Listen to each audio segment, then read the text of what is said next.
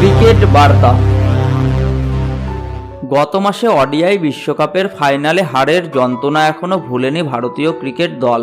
এটি তাদের মনের ভিতরে গভীর ক্ষত তৈরি করেছে, বিশেষ করে অধিনায়ক রোহিত শর্মা, যিনি তার শেষ ওডিআই বিশ্বকাপ খেলে ফেলেছেন এবং অধিনায়ক এমএস ধোনির কীর্তি স্পর্শ করার আর একটি সুযোগ পাবেন না।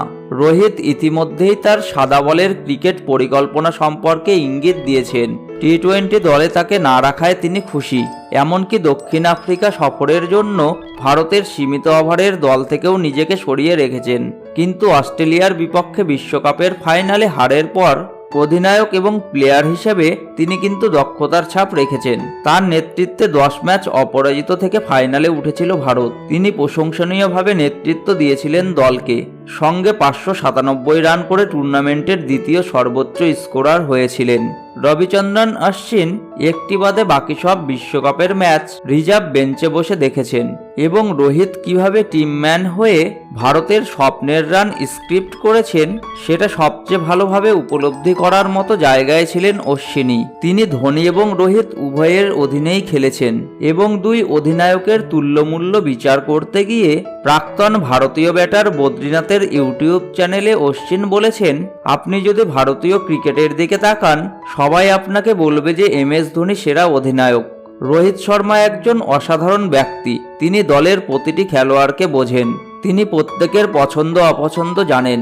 আমাদের মধ্যে একটি দুর্দান্ত বোঝাপড়া রয়েছে। তিনি প্রতিটি খেলোয়াড়কে ব্যক্তিগতভাবে জানার চেষ্টা করেন।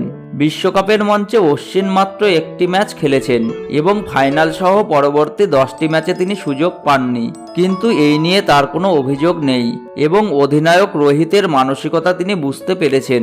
ভারত একটি বিশেষ টিম কম্বিনেশন নিয়ে খেলেছিল। বিশেষ করে গোড়ালিতে চোট পেয়ে হার্দিক পান্ডিয়া ছিটকে যাওয়ায় তার পরিবর্তে মোহাম্মদ শামি একাদশে ঢোকার পর থেকে অশ্বিন আর সুযোগই পাননি। অশ্বিন অবশ্য ব্যাখ্যা করেছেন, এটা অন্যের জায়গায় আগে দাঁড়িয়ে তারপর তার দৃষ্টিকোণ থেকে জিনিসগুলি দেখার চেষ্টা করতে হবে।